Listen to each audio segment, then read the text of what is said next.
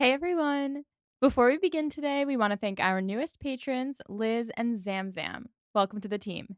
And a special shout out to our patron Clow, who upgraded their pledge. As always, if you're interested in hearing Becca's first thoughts on Persuasion, hanging out with us on Discord, and submitting your very own study questions, check out our Patreon at patreon.com/pod and prejudice. And now, enjoy this week's episode covering chapters 8 and 9 of Persuasion. I'm really excited to be back talking about the book. Yeah. I think that this is okay, we're only a couple chapters in, but I told Mel yesterday that this is my favorite one that we've read so far. I'm only laughing, I believe you. The only reason I'm laughing about that is because you've said that about every single book we've read. They get better each time. We're doing this Yeah. in a great order. I mean, we're doing this by accident, but this is a really fun order to explore these books with apologies to the 2 we're leaving to the last. I think we're running through the icons in order, but this one's a fun one to follow up on after Emma in particular because Emma is so overly confident and Anne is the opposite Yes. in every way. This is Becca. This is Molly. We are here to talk about Jane Austen. We are here specifically to talk about Persuasion. What? We should No, leave it. I'm leaving it in. We said we were gonna workshop some ideas, but we keep doing a variation of that. Persuasion. I mean, I'm here for it. Listeners, if you're new here, I, Becca, have read many of Jane Austen's novels throughout my life. and I, Molly, am reading her novels for the first time through this podcast. If you want to hear Molly read through Pride and Prejudice, Sense and Sensibility, or Emma for the first time, you can listen to seasons 1, 2, and 3 of this podcast, respectively. But that is not what we're doing here today. No, today we are talking about Persuasion, volume the first, chapters 8 and 9. And we'll just call this a continuation of ex-boyfriend panic. Yes, which maybe is the whole book, question mark. I will neither confirm nor deny. Amazing. Why don't we tell the people where we left off? Of course. So, listeners, for you guys, it has been probably a little too long in your hearts since you have heard us talk because it's been about 4 weeks since we last released a chapter episode. But shouts to our lovely guests, Audrey, Emily, and Amanda, who came on and talked about their modern day adaptations of Jane Austen's work. But Molly was very accommodating for me while I had a very, very, very busy work schedule at my day job for the last month or so. So I am ready to get back in and talk about Persuasion, but we are certainly going to need this recap. So Wentworth has come. We meet Captain Wentworth, and Anne is freaking out about it. So she uses her nephew's broken or dislocated collarbone as an excuse to sort of avoid seeing her ex, but she can only avoid it for so long.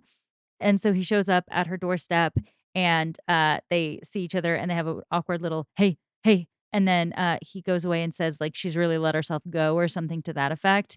And we find out Wentworth is looking for a wife and seems to have lightly eyed Louisa and Henrietta Musgrove for that task. Anything else I should add on to that, Molly? I think that just about covers it. I mean, we'll get more into this in this set of chapters, but the Musgrove girls are obsessed with him. Yeah, I love those Musgrove girls. I totally relate, but have you ever been in the circumstance where you're in a group of friends and a guy shows up and he's the one guy and you're all obsessed with him? I'm trying to think because, as you know, I generally surround myself with queers. I know. Yeah, it's a trickier question when everyone around you is gay. Yeah. Oh, you know what? There was okay, so in high school, before we all knew that we were queers. Okay, so maybe this was just a me thing, but me and my best friend were both obsessed with the same guy, and we didn't let it come between us or anything. It was very much like we were just both obsessed with him and we knew that. I was a little bit more obsessed with him, I think, but we were definitely both obsessed with him and constantly vying for his attention, and he was a dick and I just didn't see it. No, no, the reason I'm laughing is because it's kind of very typical you to develop a big crush on a boy who everyone else is like, "Really?" I have always had very bad taste in men. Great taste in women though, shouts to Mel. Yeah, women, as Saoirse Ronan says, women. Exactly. As Greta Gerwig writes, Saoirse Ronan says, and it is captured in Louisa May Alcott's work. Yes, women.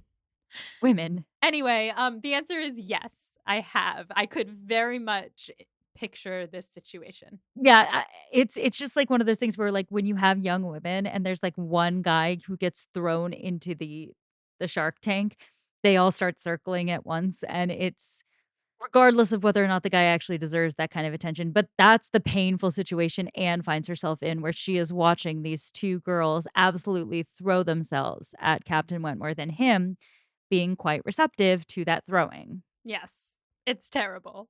Let's get into it. Yes. So, chapter 8, we learn that Anne and Wentworth start constantly ending up at the Musgroves together. Anne has run out of excuses, essentially, because little Charles, little Lilcy, has recovered. And what's she gonna do? So she just keeps ending up at dinner with him.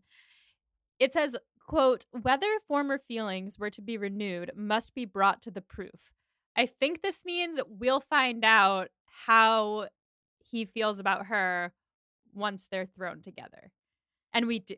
So the year of their engagement keeps being brought up in conversation. He keeps referring to it as the year six, which I assume means 1806. Think so, yeah. Okay. So, like, he'll be like, "Oh, yeah, that happened in the year 6." And Anne is like, "What does he think about it?"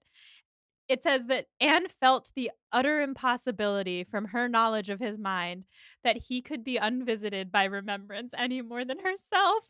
That is so rough. The yearning. There's nothing worse than having someone mean something to you and feeling like you didn't mean anything to them. Yeah, she says that it seems like there's no pain on his end. That's awful. It's awful to think that there might be no pain. It's awful because she's, like, sitting there and she's like, "There's no way that he's not remembering this time too, and yet he's not showing any signs of this being difficult for him." To be fair to Anne, I'm sure that in her brain, she's just melting into a puddle of misery, but I'm sure on the outside, she's just sweet, quiet Anne having a nice time to everybody else. Yeah, she's the meme that I posted the last episode we posted about this, which was SpongeBob sitting there smiling and then inside being like, It's like, do you know that, like, really, like, common poor drawing meme where it's the guy standing alone at the party and everyone else is "Yeah, dancing and talking, and yeah, he's like, "They don't know this, this, and this." yeah." That's Anne in these chapters. She's like, "They don't know that we were in love." Exactly. Oh, the line once so much to each other, now nothing. Devastating. All of the language in this chapter, I had a really hard time not just, like, typing the chapter word for word because it's so gorgeous. This is the book that made me feel like Jane Austen understands love and loss Yes. more like we know she understands love. But this feels autobiographical because her level of detail in the pining is so meticulous and well documented that you feel like you are pining along with I'm Anne. pining so hard, and I don't even know if I like Wentworth yet. Like, I don't at this current juncture, I'm like, I could give or take him." I think I know why. Yeah. Okay, wait. So this next part, I have some things to say about. So it says that Anne thinks that of all the couples in the room, with the exception of the Crofts, who seem very happy together, she and Wentworth had been the happiest. It says, quote, no two hearts so open, no tastes so similar, no feelings so in unison, no countenances so beloved. Now they were as strangers, nay, worse than strangers, for they could never become acquainted. I have heard this line, I think, on Instagram, as in I think I've read this line, and I think now this is again, I'm putting things together from trying really hard to avoid spoilers for this book and for the movie adaptations, but I am fairly certain that they changed this line in the movie with Dakota Johnson to "They were worse than strangers, they were exes." I will neither confirm nor deny. I knew you would. But I feel like I understand why people are so mad because that line is so fucking gorgeous. It's an iconic line from the book as far as I can tell, and this isn't the study questions, but what does this line mean to you? The first half or the second half or the whole thing? Read the whole thing into the microphone and then we'll discuss. Okay. No two hearts so open, no tastes so similar, no feelings so in unison, no countenances so beloved. Now they were as strangers, nay, worse than strangers, for they could never become acquainted. And I think I cut this from there was more on either end, but she's looking around the room at these couples that she thinks are, like, putting up with each other, like Big C and Mary, for example. Mr. and Mrs. Musgrove, like, I like them, but she doesn't see them as, like, the pinnacle of love, you know? I don't think she's dissing the other couples in the room. Well, she's not dissing them, but she's looking around and she's saying, "We were more in love than any of them." I think what she's saying is, like, these other couples, they seem happy. I mean, she says the Crofts seem the happiest otherwise, and I think that is accurate, and this goes to some interesting questions about the Crofts and their place in the book, but, what I take from this is, like, Jane Austen is explaining the deepest feeling of love being the feeling of being understood, and I think that with Anne in particular, that would be so valuable in a world where even if people care for her, and a lot of people don't, she's not very well understood by the people in her life. Nobody gets her. Yeah, it's the feeling of being seen. And what she's saying here in my interpretation is these couples love each other, but there is nothing as powerful as what he and I saw in each other. Yeah. But the second part of it is I think the part that hurts my heart the more. Yes. Now they were as strangers, nay, worse than strangers, for they could never become acquainted. I think the last line was like, it was a permanent estrangement or something like that. Yeah, but what does it mean that they can never become acquainted? The damage has been done. There's no chance for them. Like, first, they're as strangers, as in they're not talking, but they're worse than strangers because there's no. It's because they've known each other so deeply already. There's not that, like, mystery of being a stranger to someone and knowing that you can become acquainted and get to know them. She already knows him so deeply, so she can't go back to that. The way I read it is pretty much exactly that. It's like the feeling of wishing you could read a book again for the first time, Yes. but a person. Wishing you could learn to know someone again, but a person. Okay, now Molly's crying. I love this book. It hurts. It It really hurts. does. Alright, so now that we're deep in our feelings, the Musgrove girls are just fangirling over him, asking him all these questions about living on a boat, and Anne remembers back before she knew him and knew his whole story, asking him the same questions, and she's sitting by Mrs. Musgrove. So, like, they're not at the table right now, they're, like, in the living room, I guess, the sitting room, and Mrs. Musgrove is now feeling emotional about poor Richard, and she's like, "Ugh, if he were still alive, he would be just like Wentworth." Once again, Jane Austen just, like, absolutely wrecking poor Mrs. Musgrove for mourning her dead son. It's not funny, but, like, it is. It's very dark humor for Janie, honestly. Yeah. I love it. Yeah, it's a little morbid. Anne is just smiling and nodding through this and watching the Musgrove girls as they go get the Navy list, which is all of the officers and ships in a book, looking for the ships that Wentworth commanded. The first is the Asp, and he says the Asp wouldn't be in the book because it was declared only fit for home service, which means it couldn't go on long journeys. So, of course, he was sent off to the West Indies in it, which is his little joke that the admirals like to occasionally send a couple hundred men out in an unfit ship so that some of them would die off because they had too many to provide for, which I thought was hilarious. And Admiral Croft is like, "Psh, the Asp is in great shape. You were lucky." Wentworth agrees that he was lucky because he needed to be out on the water. And Admiral Croft is like, I mean, you had nothing better to do on land being an unmarried man. Like, of course, you wanted to be out in the water. I love the relationship between particularly Mrs. Croft and Wentworth because they're so mean to him. It's great. They are so mean to him. He deserves it, but it's like that very specific older sister slash brother-in-law, like, shitting on you thing. Yes. Louisa thinks that Wentworth must have been angry to see the ship in such bad shape when he got there and was like, "This is where you're putting me." And he was like, "No, no, no. I knew exactly what I was getting into." And he knew that he would either go down with the ship or that it would be the making of him, as in, like, turn him into a great captain if he could survive.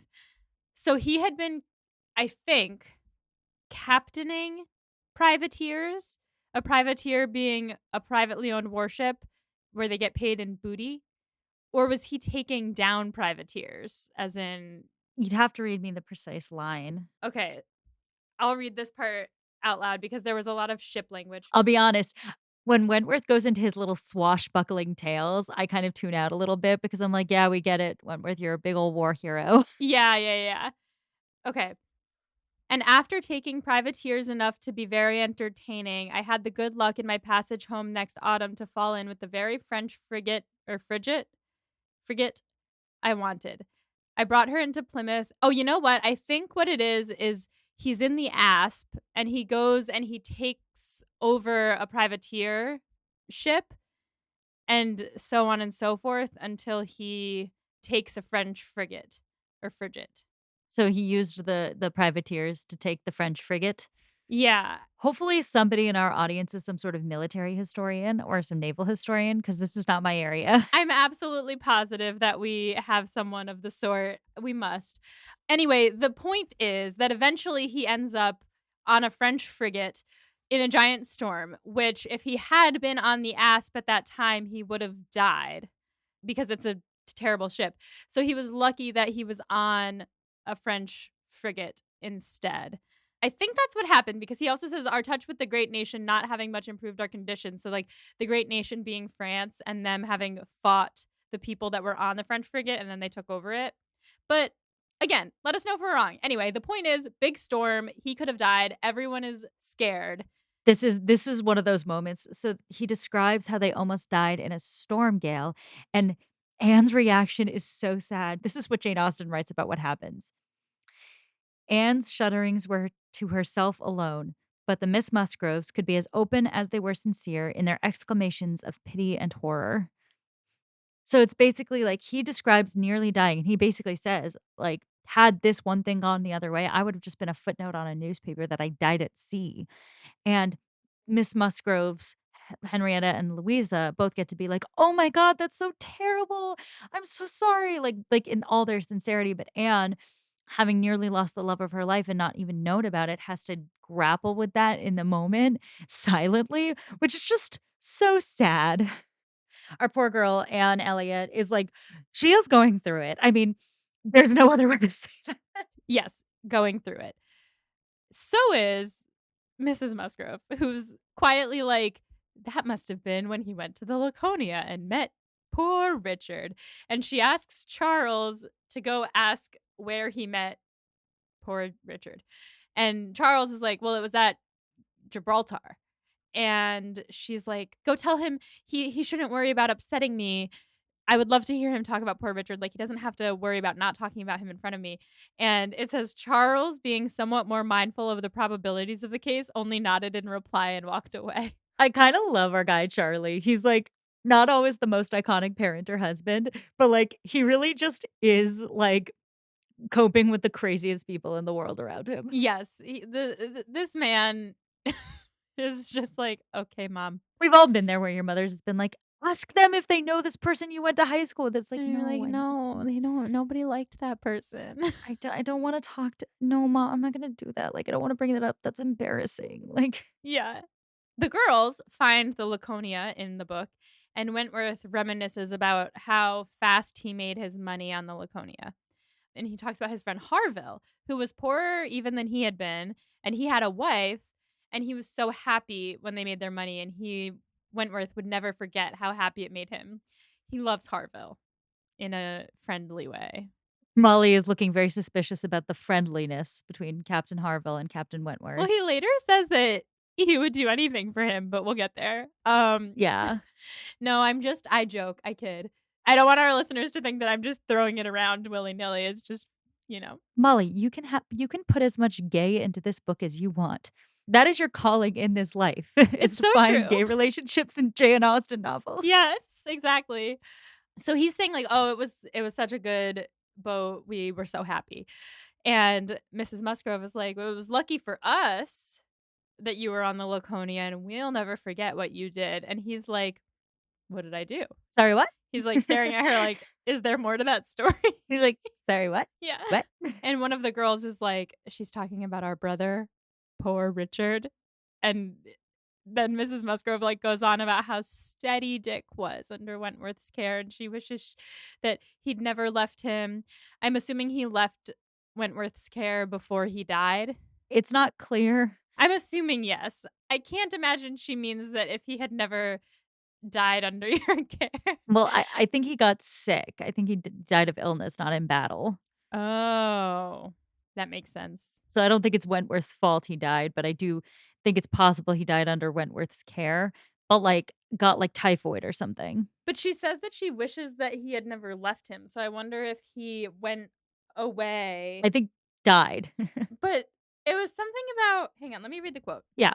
"Poor dear fellow, he was grown so steady and such an excellent correspondent while he was under your care. Ah, it would have been a happy thing if he had never left you. I assure you, Captain Wentworth, we are very sorry he ever left you." Like, obviously, they're sorry he died, so he must have left them and then gotten sick and died. It's not super clear from the face of the book, and it's not totally pertinent because I think the point was that Wentworth hung out with poor Richard before he died, and Mrs. Musgrove has attached a lot of meaning to that, despite the fact that it seems that Captain Wentworth does not very much remember this man, and to the extent he does, it's a bad memory. Yes. But I think the point is more than anything that, this is just a moment of like, "Ugh, don't bring up Richard Musgrove." Good old Dick Musgrove with our guy, Captain Wentworth. Yeah, so anyway, she's talking about how she wishes that he had never left Wentworth, and Wentworth has this brief glint in his eye that Anne can tell is amusement, that she can tell he had been glad to be rid of poor Richard. But it's so subtle that unless you knew him better than you know yourself, basically, no one would ever notice because he covers it up so well, but Anne can tell because she knows him. And he immediately covers it up and goes over to Mrs. Musgrove and sits down with her and starts talking to her with the kindest consideration about her poor son, like a true gentleman. Mhm. And suddenly they're all on the same sofa. So he comes to sit down, and Mrs. Musgrove moves into the middle of the couch. And so now Anne is only separated from him by Mrs. Musgrove. And she is keenly aware of that fact. She is keenly aware of that fact. Jane Austen does note that Mrs. Musgrove is a large barrier. And then we have a brief fat phobic like paragraph from Jane Austen about feeling emotions no matter what your size is, but it's kind of degrading. And I was like, Jane, was it necessary? Yeah, no, definitely not, and I mean, this is obviously not a problem that we have yet solved where, people like to make fun of fat people for basically anything, Yeah. and in this case, apparently crying over your dead son. Um Right. She was like, "Oh, well, it's so like we have to commend Wentworth for how seriously he's taking her." And it's like, "Well, her son's dead." On this one, Jane has so much more derision than you and I do for Dick Musgrove and the grief of his mother. Yes. So you just kinda have to take her word for it that this is an awesome thing Wentworth is doing, where I feel like this is basically bare minimum politeness. Right, So exactly. Yeah. So Admiral Croft, meanwhile, has been taking a refreshing turn about the room, and he comes over and doesn't really notice what he's walking into and just starts talking. And he says, "You know, Wentworth, if you had been in Lisbon a week longer last spring, you would have been asked to give passage to Lady Mary Grierson and her daughters." And Wentworth turns to him and says, "Good thing I wasn't there then. Sick burn." yeah. I don't know who Mary Grierson is, but the Admiral is like, "Well, that's not very gallant of you to say." And Wentworth says, "Well, it's more gallant to not bring her on board because it's not possible to make sea travel comfortable for a lady. And he would never bring a lady on board for an extended period if he could help it." This whole thing gives me the ick. Yeah, 100%. It's not Wentworth's best moment, and the only thing that saves this whole interaction is the fact that Mrs. Croft reads him the fucking riot act over it. She really does. I was like, oh my God, Mrs. Croft is a feminist. I love Mrs. Croft. Now that we're getting to know her a little better, she's an icon and a fucking Yeah, legend. I love her so much. He's like, "No, I would never do that." And Mrs. Croft is like, "A woman can be as comfortable on board as the best house in England." And she's lived on 5 ships, and she was more comfortable there than she's ever been in any home she's lived in, including Kellynch, with like an apologetic nod to Anne. And he says that, well, she was with her husband and she was the only lady on board. And she's like, "Okay, but you took Mrs. Harville and her sister and her cousin and all 3 of her kids on board with you. So where was your quote unquote gallantry then?" And he's like, "Well, I only did it because I love my friend Harville so much. I would have done anything for him." She says, "Well, they were comfortable on board." And he was like, "Yeah, but they had no right to be." And she's like, "What do you think admirals' wives should do if you don't think they should come on board with you?" And he says, "Well, just because I felt this way doesn't prevent me from giving them passage. I'm gonna do it. I just don't like it." And she goes, "Well, I hate to hear you talking so like a fine gentleman, as if women were all fine ladies instead of rational creatures. We none of us expect to be in smooth water all our days." Ugh.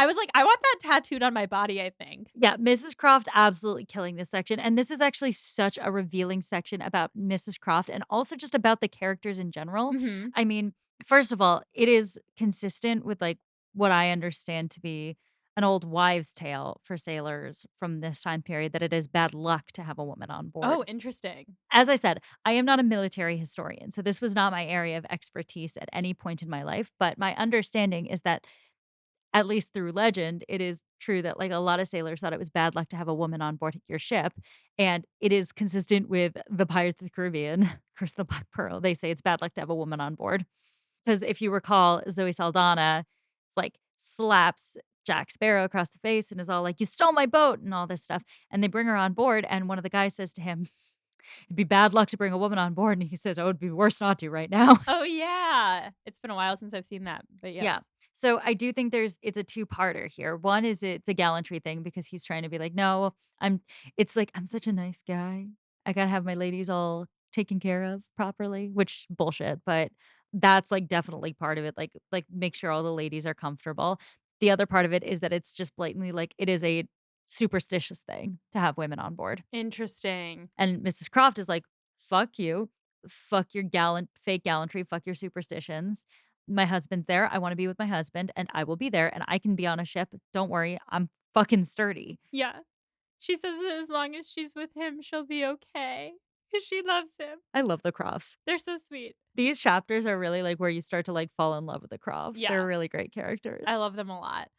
Then Admiral Croft cuts in and is like, "Well, he's gonna feel differently once he has a wife." This is them, like, ragging on him again. And Wentworth throws a little fit. He's like, "Whatever."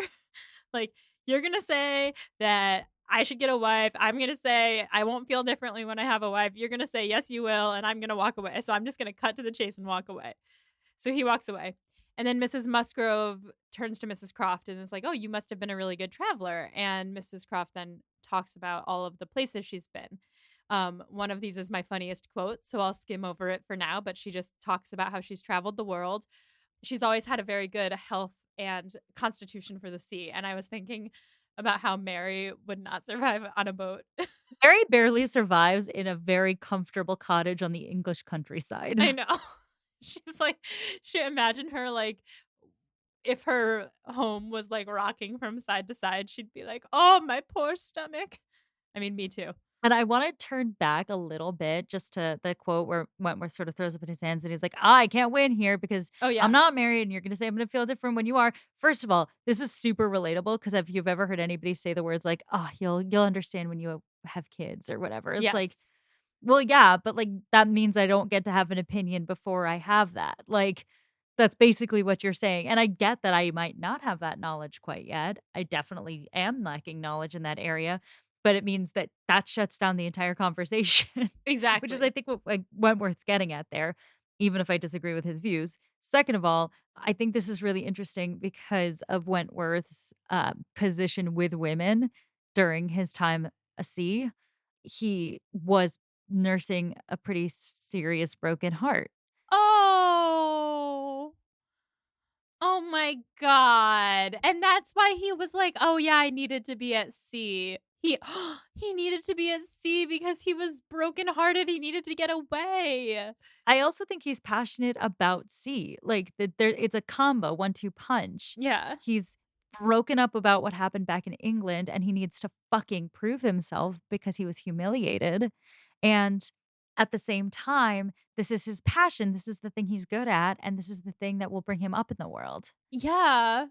So, he's, like, sitting there devastated and talking about how he needs to be out and about, and all that Admiral Croft has to say is like, "Yeah, because 'cause you're unmarried. Ha, ha, ha, you need to" uh, Well, Admiral Croft doesn't know. I know, it's devastating. Poor guy. I mean, I'm annoyed at his views, but at the same time, I feel for him.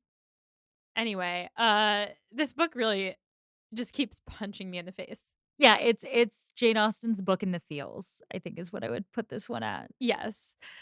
So, Mrs. Crofts talks about that when she was on board with her husband, she had nothing to fear.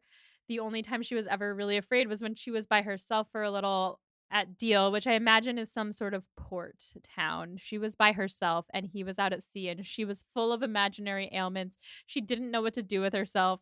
At first, I was like, is this cute or codependent? And then I was like, it's both because she misses her husband. She's alone and he could be dead. She doesn't know. So I think it's very sweet. And then Mrs. Musgrove tries to relate and she's like, oh, yeah, I hate being separated from Mr. Musgrove when he goes to the assizes, which is like a 2-day work trip. So not quite the same. I kinda love Mrs. Musgrove, poor lady. She wants everyone to get along. She wants everyone to make a cake with rainbows and butterflies and be friends. Except Mary. Except Mary. Oh my god. The evening ends with dancing, and Anne, as always, plays the piano. She is glad to sit behind the piano so that when she cries, no one will be watching her. That is the most emo shit I have ever heard. Anne is pretty emo. Oh, man. But, like, she's, like, living her best Adele life, like, sitting by the piano, like, playing her songs, and she's like, "Never mind, I'll find someone But like she you." won't. She won't though. I know! Devastating. That's what I just kept writing in my notes was just devastating, all of it. She's watching everyone dancing and be merry, and she thinks that Wentworth is the happiest of them all, especially because all the ladies, including the cousins that are there, the haters who I completely forgot about, but they're at this dinner party too. Everyone's in love with him. Everyone's fawning over him. So she's like, "Oh my god, he is loving this." She's on autopilot and totally preoccupied as she's playing. But she thinks he looked at her once and asked his partner if Miss Elliot ever dances, and his partner said, "No, she's totally given up on dancing. She never tires of playing, though. She just plays. She's given up on dancing because she has no one to dance with." And at one point, she finishes playing, she gets up, and he had just sat down to explain something to the Miss Musgroves, and she accidentally walks near him, and he jumps up and is like, "I'm sorry, was this your seat?"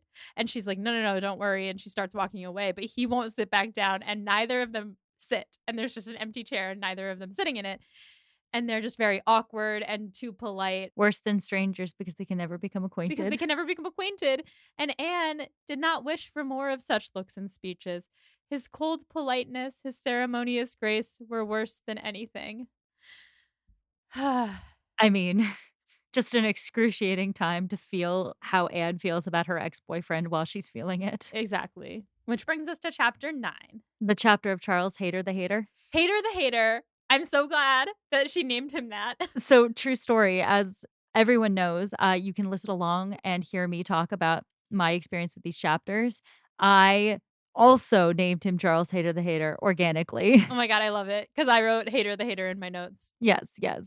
So Wentworth has been invited to stay at Kellynch as long as he liked, and originally he was only planning for a brief visit, and then he was gonna go meet his brother's wife, which I was like, "Oh, he hasn't met her yet?" So he just got married. Oh, yeah, I think it's said a couple times that he's, like, really recently wed. In my mind, I was like, sometime in the last 8 years. No, no, no, no, he just got married So why wasn't he at the wedding? because he was at sea. Oh, right. Like, that's the other thing, it's not that recent, but Wentworth wouldn't have met her because he was at war. So I think the point being not necessarily that his brother has just gotten married, but, like, he's missed everything in the last few years because 'cause he's been, I think, fighting Napoleon in France? That makes sense because of the French frigate. Yeah, and Gibraltar and the Mediterranean, all those references make me think I'm correct that he's fighting the Napoleonic Wars in the time period, which would mean just a lot of the south of France, a lot of Mediterranean. I'm just Googling to see. Oh, yep, because he was talking about 1806 and then he left left after 1806 and the Napoleonic Wars went to 1815, which is 6, 7, 8, 9, 10, 11, 12, 13, 14, 15. It would have been about 9 years. So if he had left the year after in 1807, then he would have been gone for 8 years and then returned after the war. Yes. Yes, that makes sense. So, okay, he was gonna go meet his brother's wife, but he's so bewitched by everyone at Uppercross that he decides to stay. Bewitched. Body, mind, and soul. Anyway, he comes to Uppercross every day, particularly in the morning because that's when the Crofts go for their little morning walks together. Which is fucking adorable. Adorable. They'll like go for a walk, they'll go in their gardens, they'll take a ride in their gig, which is a carriage for two that they just got, being adorable together. This is actually, like, peak Becca Mike behavior as well, because on Saturday mornings, our, like, favorite thing to do is to go to our local farmer's market with Doc and then take him to the park and drink coffee while we, like, let him run around. So I heard that and I was like, "You know what? I feel like if I'd wanna be any couple in any Jane Austen book, honestly, the Crofts are not a bad get." Oh, yeah, of course, and being in, like, your little rented estate for the summer. Yeah, living your best life, hanging out, going on your little walks together, going on your little carriage rides together. Like, that sounds fun. Yeah. Oh, I love it. So everybody loves Wentworth at this time, except for Charles Hayter. Who is Charles Hayter? Charles Hayter the Hayter is the eldest cousin of the Hayter family who had an attachment with Henrietta. Oh boy, he is a curate in another town, but he lives with his father 2 miles from Uppercross. And he, again, is their cousin, but through marriage, because Mrs. Hayter, his mom, is sisters with Mrs. Musgrove, who is married to Mr. Musgrove. So cousins by marriage. Not that it matters in this time period.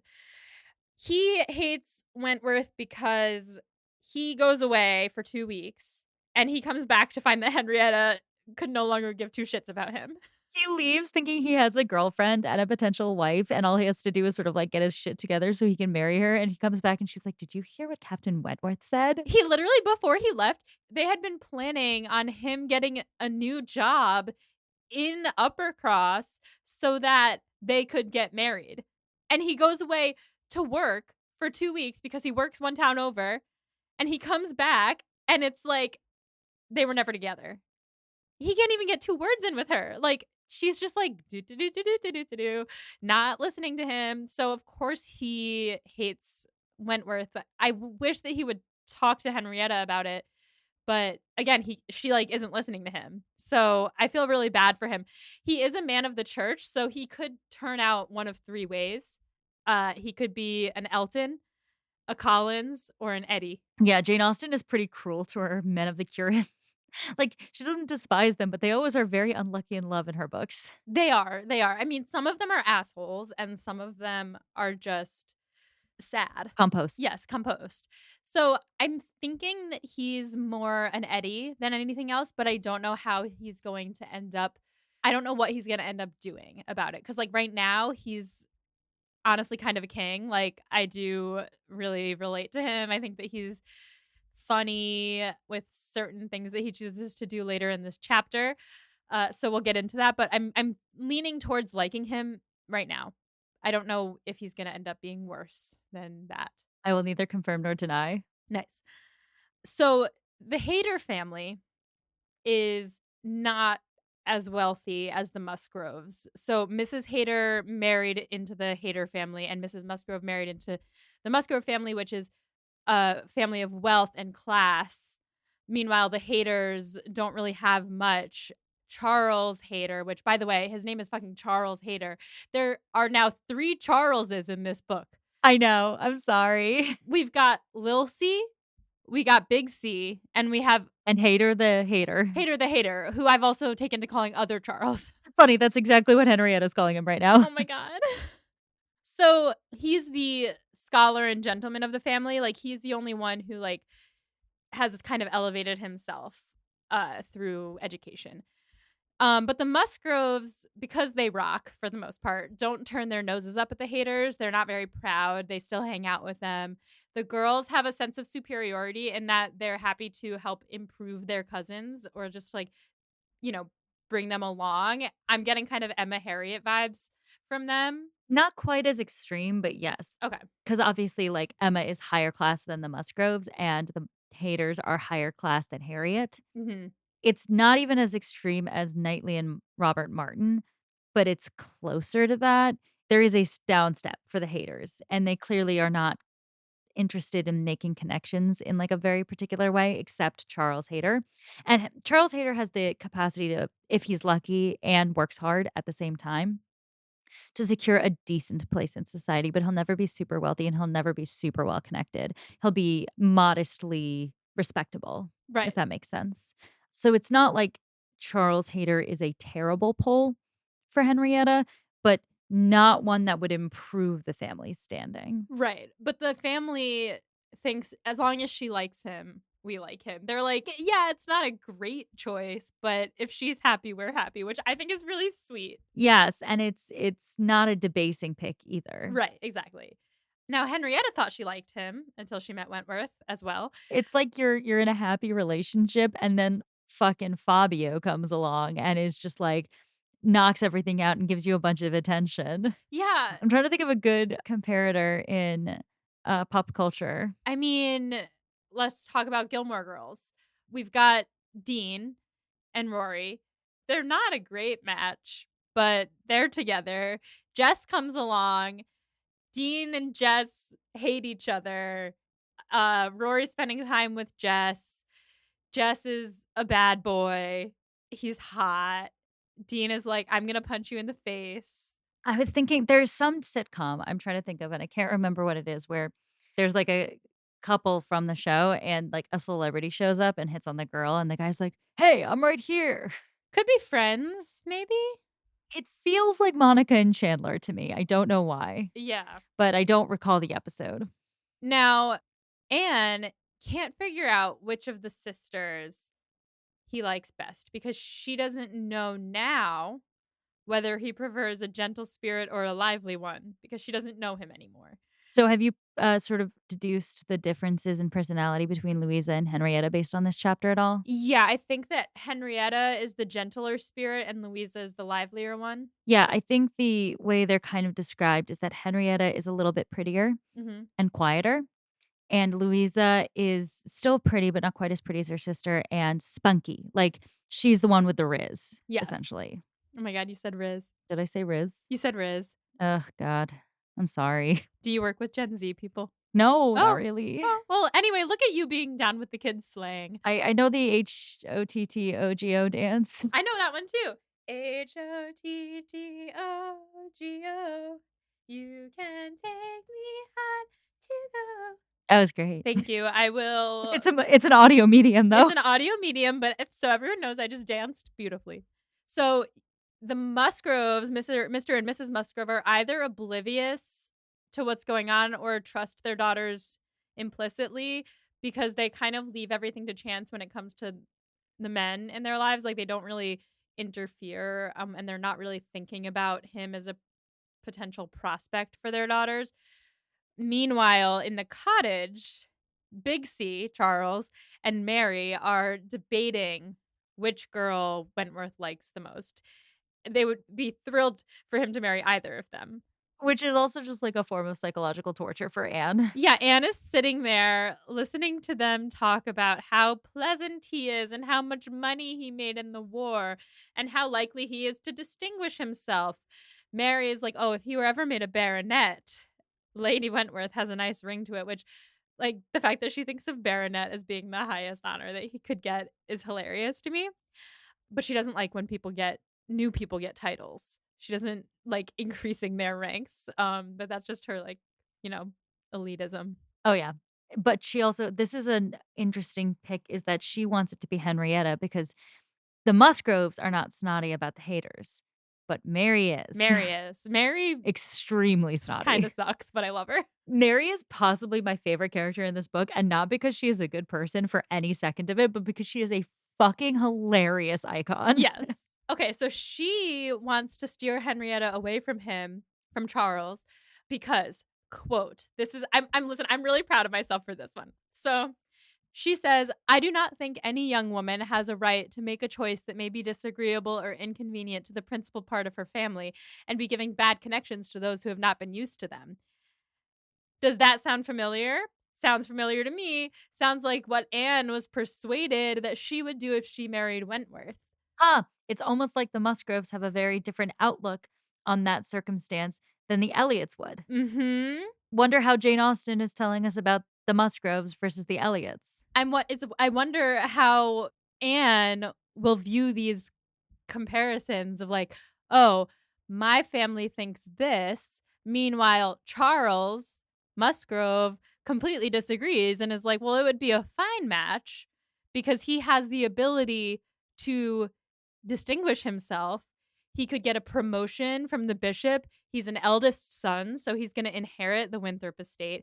And when he does inherit it, he will, quote, make a different sort of place of it and live in a very different sort of way. So, like, he's going to make something of himself, make it profitable, and will be a respectable match for Henrietta. Again, paralleling what happened with Wentworth when he went to sea and made his fortune. And Anne is sitting there thinking, like, if anyone had seen that possibility in my family, I would be in a different place today. Yeah. So this is tough for Anne to witness. Oh, this is excruciating for Anne because you have, um, everyone talking about Captain Wentworth as if he's the best match ever, and then you have the cognitive dissonance of Mary just parroting the talking points that her father used against her to prevent the match with Wentworth, Mhm. and then you have the haters versus the Musgroves. You have the Musgroves basically saying like, "Yeah, but, like, he makes her happy." Except right now, he's not really making her happy, and she's making him totally miserable. But and then on top of all of that, again, it feels like Jane Austen understands what it is to pine because the way she writes this is perfect. The feeling of having people talk about your ex being with other people very casually in front of you, and you not wanting to give away for a second that it makes your feelings hurt. Like, what's so powerful about the way that this book is written is you're actually, like, feeling that as Anne is feeling it. Yeah, exactly. You're in that space with her. It's like, oh God, I I do not miss being single at all." Same.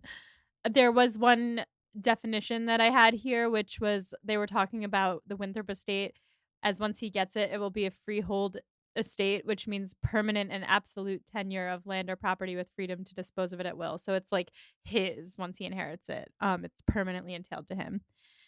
So anyway, they're talking about all this and they're like, and Louisa in Charles's mind can have Wentworth. And then he leaves, and Mary turns to Anne, and she's like, "No, no, no. Other Charles is a bad match. He's a bad connection for me. I don't want to be connected to him." Besides, it's obvious that Henrietta has already forgotten Charles for Wentworth. It's obvious that Wentworth likes her more than Louisa. And then she says, "Oh my God, I wish you had been with us yesterday because you could have settled this bet." And yesterday, we learned that there had been a dinner at the Musgroves that Anne had stayed home from with a headache to take care of baby Charles because he was not feeling well again. Oh, no, poor Anne can't go to dinner again. This is another moment where I have a potential funniest quote that I will read later. Her opinion about which sister he likes more is just that he should make up his mind early enough that he doesn't hurt the other sister by leading her on. And the same thing with Henrietta with regard to Charles, because she doesn't want Henrietta breaking his heart, and she's pained by Henrietta's, quote, "lightness of conduct," where she's just, like, tossing people's feelings around. Now this is showing growth on Anne's part because she tossed Wentworth around, and now she's like, No, Anne never tossed Wentworth around. She genuinely felt that way and wanted to marry him. but she tossed him around afterwards.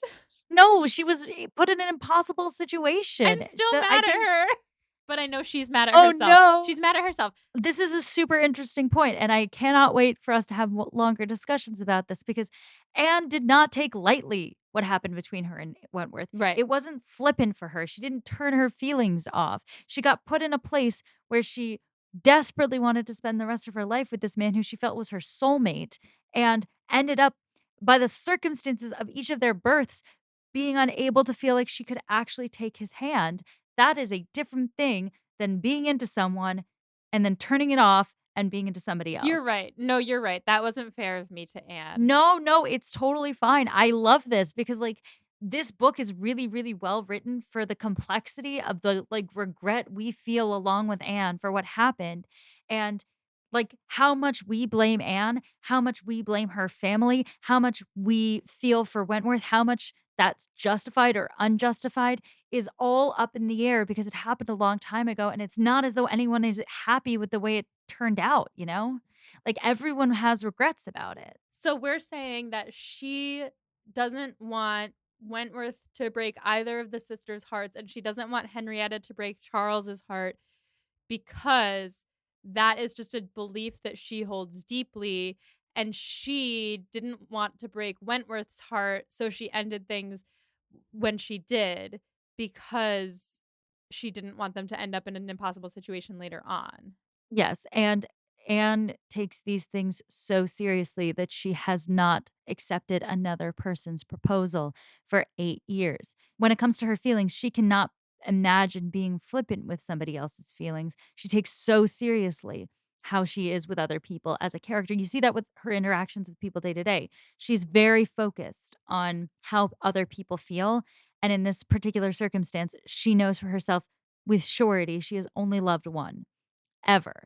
And what she doesn't want is for first of all, there is the, like, societal level to all of this, where you don't want any of these girls' reputations to be on the line if Wentworth isn't serious about them.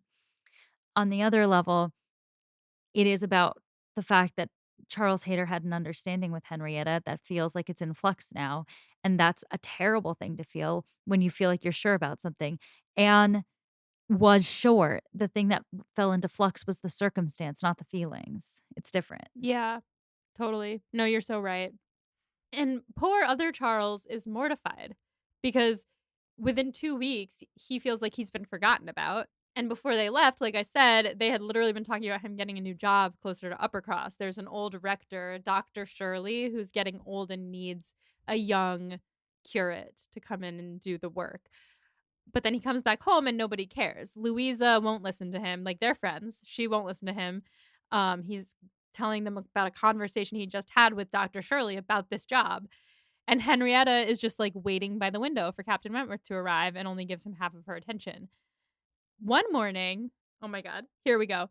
One morning, Anne is in the drawing room of the cottage. She's with little Charles, and Wentworth walks in.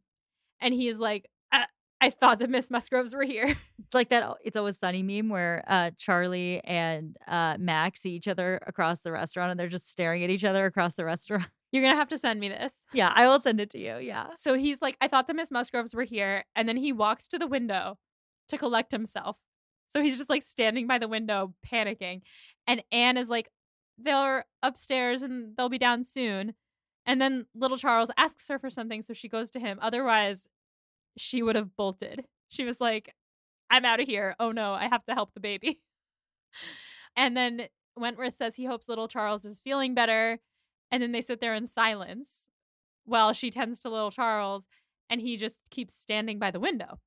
And then someone else comes in. And who is it? Unfortunately, it's Charles Hayter, who is The hater. the Charles Hayter the hater, who is no more pleased to see Wentworth than Wentworth was to see Anne.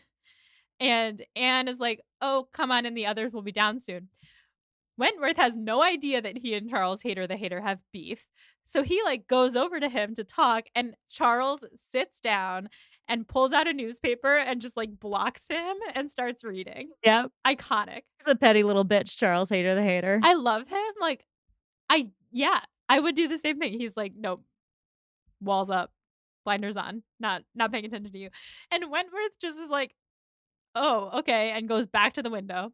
So now Hater the hater is reading.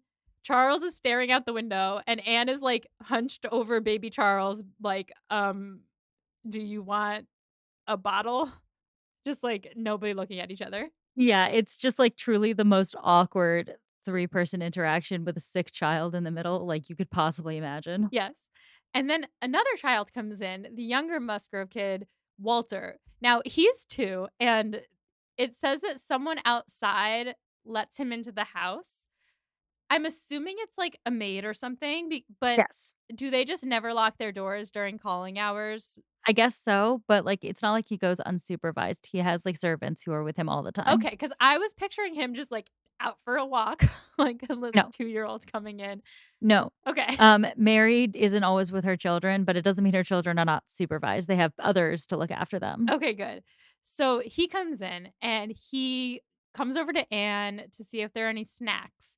And there aren't any snacks. So he just starts climbing all over Anne. And Anne is like, please get off of me. And he won't let go. And Hater the Hater tries to call him over. He's like, come here, come to Uncle Charles. He doesn't go. Suddenly, he's pulled off of her by none other than Captain Wentworth. Wait, I wanna find the quote. Oh, yes, please do. Ugh. So, in another moment, however, she found herself in the state of being released from him being Walter. Someone was taking him from her, though he had bent down her head so much that his little sturdy hands were unfastened from around her neck, and he was resolutely borne away before she knew that Captain Wentworth had done it. And then Anne just goes into panic mode because Wentworth came that close to her and basically just pulled a two-year-old off her, and it says, "Her sensations on the discovery made her perfectly speechless. She could not even thank him. She could only hang over little Charles with most disoriented feelings. His kindness in stepping forward to her relief, the manner, the silence in which it passed, the little particulars of the circumstance, with the conviction soon forced on her by the noise he was studiously making with the child, that he meant to avoid hearing her thanks, and rather sought to testify that her conversation was the last of his wants, produced by such a confusion of varying but very painful agitation as she could not recover from, till enabled by the entrance of Mary and the Miss Musgroves to make over the little patient to their cares, and leave the room. She could not stay. So basically, what happens is that Wentworth silently comes over, pulls a two-year-old off of Anne, and is cooing to the two-year-old to avoid getting a thank you from Anne.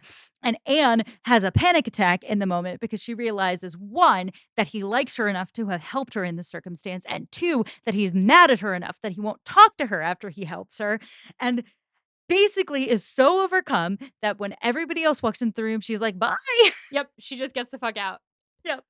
Oh, man, imagine, like, you wanna say thank you, and he's just, like, completely like, "Come here, little Charles," and, like or Walter and talking to the baby, like, not listening to her. No, but it's like all she's seen so far is just this gallant flirtation that has happened between him and these 2 Musgrove girls for a while, and he's treated her with this cold, polite indifference, but this, like, automatic helping of her, like, kills her in this moment because it shows, like, this attentiveness to her. Yeah, yeah, and she doesn't know what to do with that. And Charles Hayter was so mad because he was like, "Walter, that's so naughty. Don't do that." And then gets really mad when Wentworth beats him to the punch of pulling the kid off of Anne. Yeah, and he was like, "Why didn't you listen to me when I called you?" Oh, man, and Anne, meanwhile, is like, "I gotta get out of here, like, I don't wanna try to figure out which girl he likes more right now. I don't wanna see Charles be jealous of Wentworth. I just need to go get my own feelings under control before I can think about any of that." And that's the end of those chapters.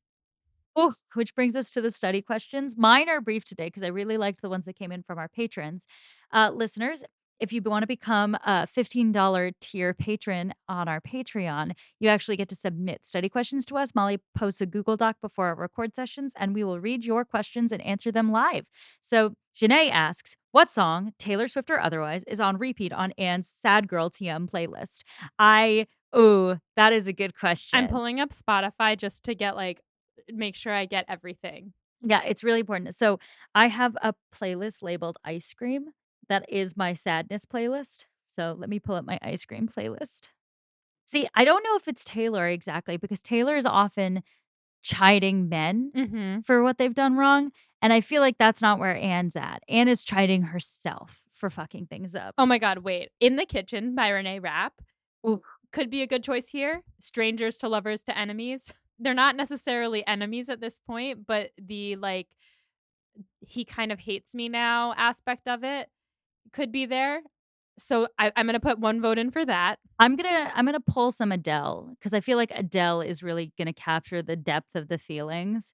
I'm gonna say Turning Tables That's a good or one. All I Ask. That's a really good one. Yeah. Why Am I Like This from the soundtrack of Heartstopper. Why am I like this? Why am I like this? Why am I like this? Why am I Oh, also The One by Taylor Swift would probably be a good one. Oh, that's a good one too. Yeah. Picture You by Chappell Roan. Oh, Coffee by Chapel Roan now that I think about it. That song is a masterclass in songwriting, and you're right. Oh my god, yeah. There's also some Olivia Rodrigo that could make its way in as well. Yeah. Oh, there's also, Renee Rapp, The Wedding Song. I think that's a happy song, no? Am I misremembering?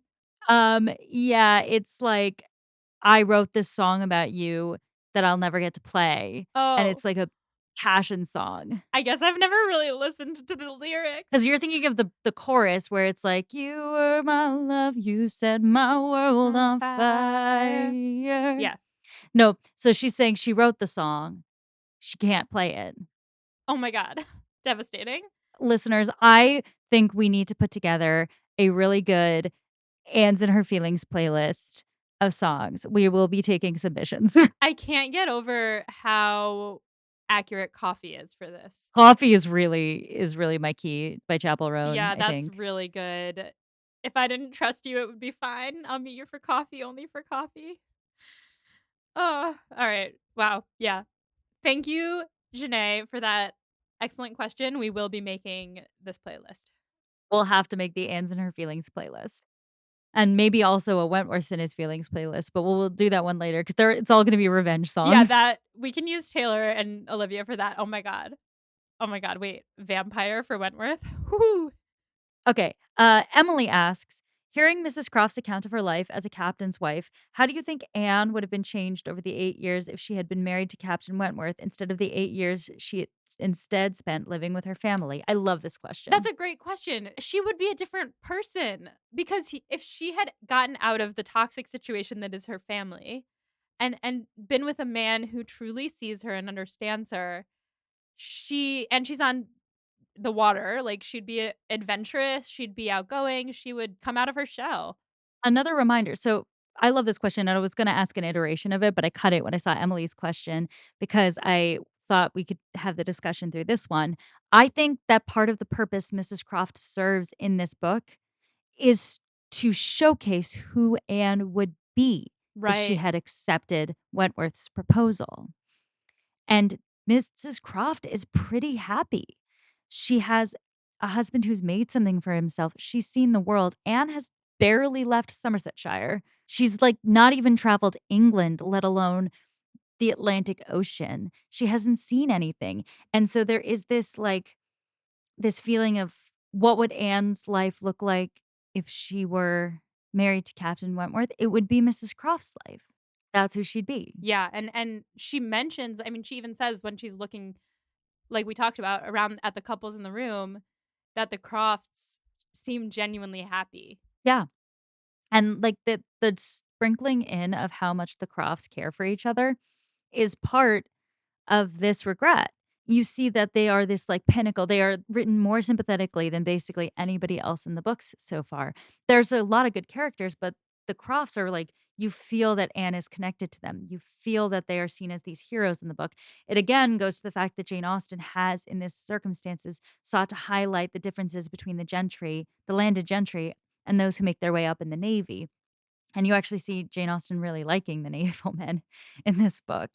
So it's I think that you get a sense that Anne would be a completely different human being if she had married Wentworth all those years ago, and you don't even need to think too hard about what her life would have been like because we get a character who is who Anne would have been in that situation. Absolutely. So, good question. Thanks, Emily.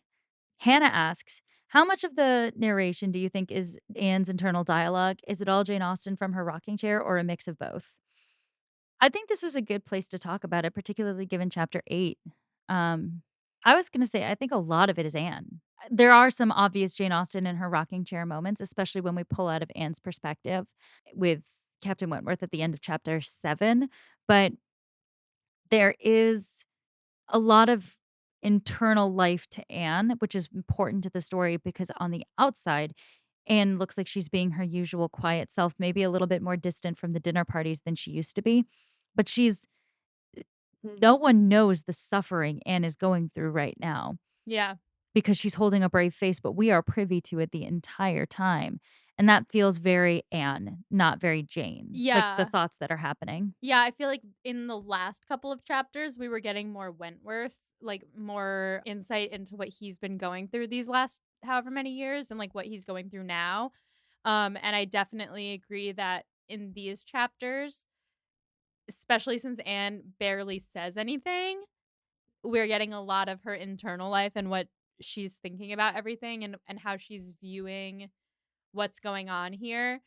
What's especially interesting is her watching him with the Musgrove sisters and having her actually like considering who he likes more because she's able to think about that because she knows that there's no chance for them to become acquainted. I mean, it feels very real. Yeah. Like, if you don't think there's a shot, there's going to be a lot of inoculating you're gonna do in yourself to try to figure out what you're gonna be focused on which one he likes better, Yeah. and you're gonna be trying to figure it out to save yourself the pain and heartache of the impending engagement. Yeah, I mean, you don't wanna be surprised. You want to get ahead of it. You're the only one who can break your own heart, essentially. Yeah, it's totally true. Like, it's a toughening exercise to try to think as much as you can, and sometimes your brain doesn't let you stop thinking about somebody, so you try to force yourself to think about, like, to prep yourself, like immersion therapy. Yeah, I agree. So I think it's mostly Anne, like you said. I actually think the Jane Austen in the rocking chair is kind of minimal in these ones. It comes out occasionally, I think, like, I don't think Anne is thinking those mean thoughts about, Mrs. Musgrove. Mrs. Musgrove Yeah. as much as Jane Austen is just being an asshole in that moment. Yeah, I like to think that Anne is generally I think Anne's mind in that moment was probably more, "Oh my god, he's on the couch with me," and less about Mrs. Musgrove being in between them. Precisely. I think that that's correct. But I do think that when it comes to these interactions about Wentworth, I think we are getting Anne's perspective, not just Jane's. Totally. And then Hannah asks another question. Do you think Captain Wentworth is in love with either of the Musgrove sisters? I don't think that he's in love with them per se. I do think that he likes them, and honestly, this is just occurring to me now. But it's possible that he's trying to make Anne a little jealous by flirting with them in front of her. I don't know him well enough to know whether he is like that, if he would be malicious like that, but we've heard a couple times now that he's still mad at her. So, I kind of think he might be using them. This is just occurring to me for the first time. I didn't think about this until just now. Well, neither confirm nor deny. Hmm. If you think he has to choose between the two, do you have a sense of which one he'd prefer? I think Henrietta just because if she's the prettier, quieter one, that's probably more similar to Anne. Anne Elliot, Yeah. our pretty quiet queen. Yeah, Yeah, but also because we spent so much time on her in this chapter and Louisa, I think is Louisa younger? I don't I think so. Yeah. Yeah, she's giving younger sister vibes, so I think and also I think story-wise, it'd be more exciting for the story to have the previously committed one be the one that he goes for. So, that's kind of where I'm at right now. Okay. That is our conclusion of our patron study questions. These were great ones, guys.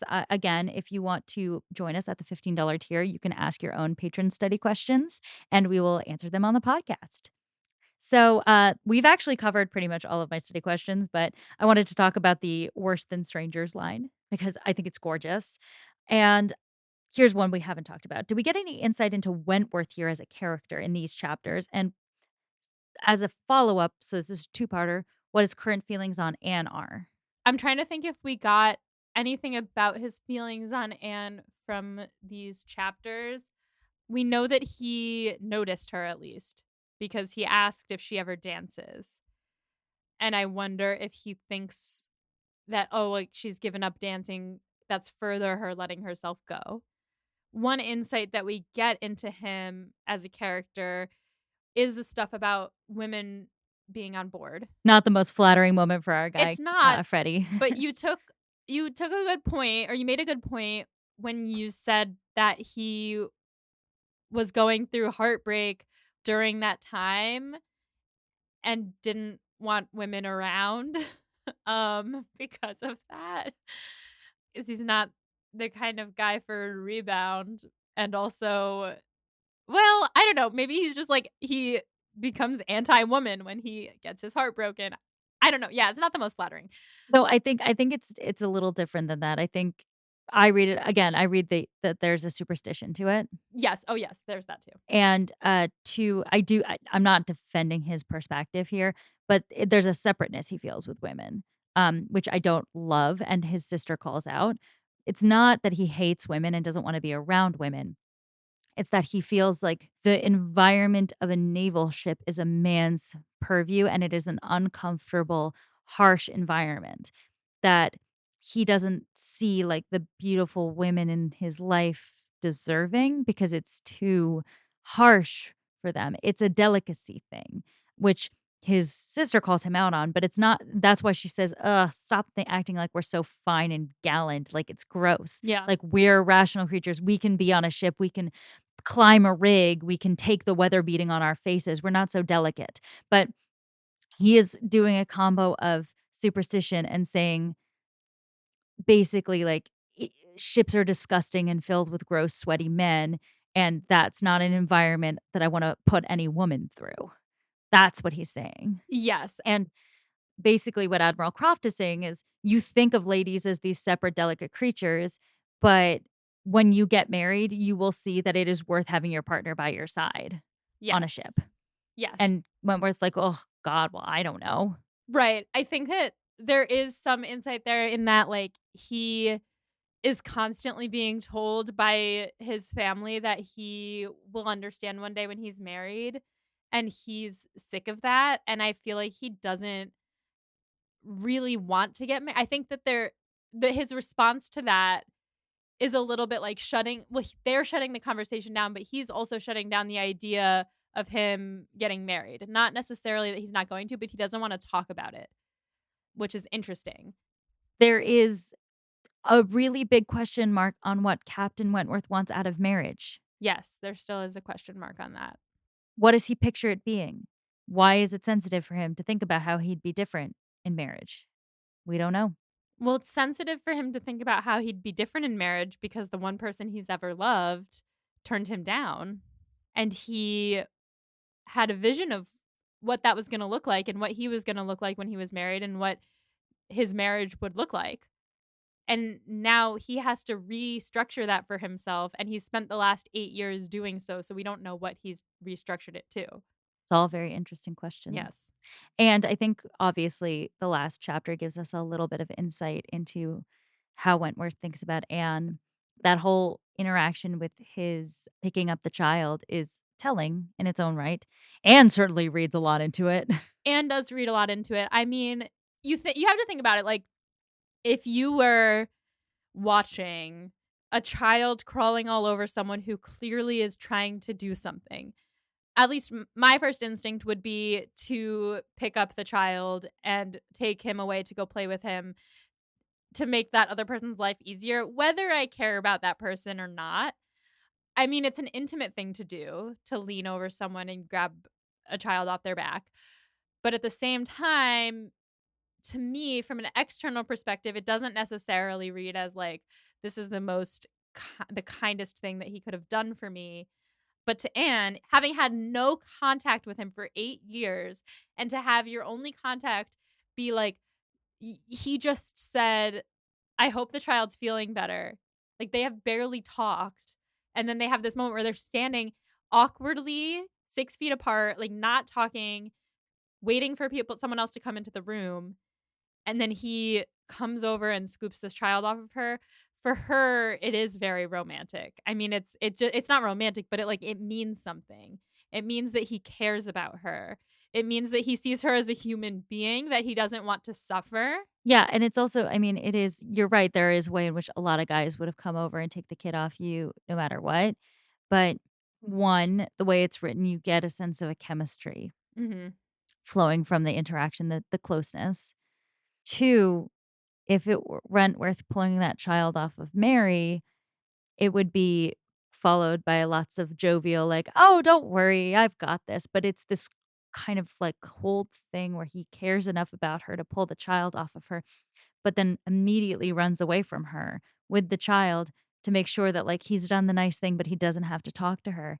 And there's stakes to every interactions they have. There's a push and pull, an electricity, and also, like, an angst and, like, keep yourself away from me because I don't trust myself when I'm around you sort of thing. Yeah, it's a carefulness Yeah, between the 2 of them. Like, when you're more careful around someone, it means that you're caring more about how each interaction goes. Like, you're more flippant with someone you care less about, right. and you're more likely to, engage in lighter conversation. Here, the fact that Wentworth conducts this action, but also at the same time can't bring himself to talk to Anne shows intensity to the relationship.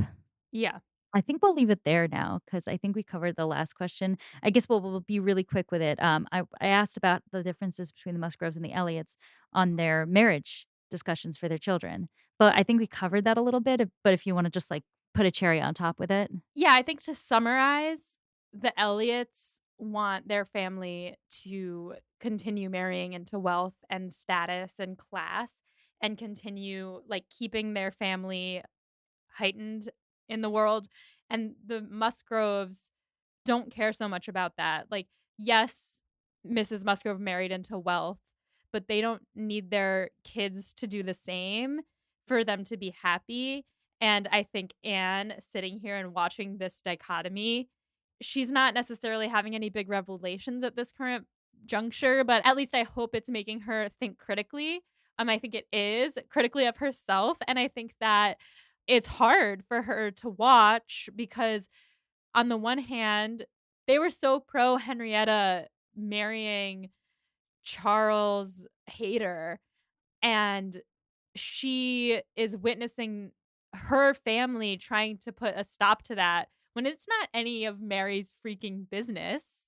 So anyway, yeah, it definitely shows the dichotomy there. and once again highlights the warmth of the Musgroves versus the coldness of the Elliots as a family. Yeah.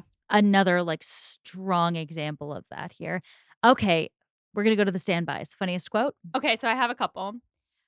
One is when Mrs. Croft and Mrs. Musgrove are talking about Mrs. Croft's travels, and Mrs. Croft says, "We do not call Bermuda or Bahama, the West Indies." Mrs. Musgrove had not a word to say in dissent. She could not accuse herself of ever having called them anything in the course of her whole life. Um, Good stuff. yeah, and then I also have when Anne stays home with a headache and to take care of the baby, she had only thought of avoiding Captain Wentworth, but an escape from being appealed to as umpire was now added to the advantages of a quiet evening. Bless Anne, relatable queen. We all wanna sit with our sad playlist and not have to excruciatingly watch our exes flirt with other people. Uh-huh. Questions moving forward? I do want to know, because we're asking so much, which of the sisters he likes better, and also which of the sisters likes him more.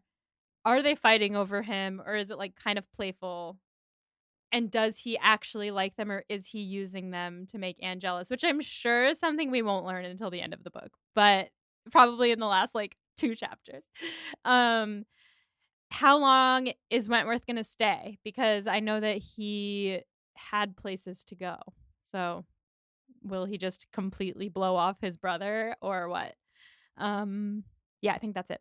Who wins the chapters? Mrs. Croft. Hell yeah, 100%, not a What a competition. queen. She's the Yeah, best. I love her. We love Mrs. Croft. Love her. Our alt universe Anne Elliot. Yes. Ugh. All right. Listeners, that concludes this episode of Pod and Prejudice. For next time, please read chapters 10 and 11 if you're following along with Molly in her book. We're almost done with part 1. Isn't that crazy? Ah! Wow. So, until next time though, stay proper. And get on a boat and travel the world. Sure. Do it. Sounds fun. Yeah.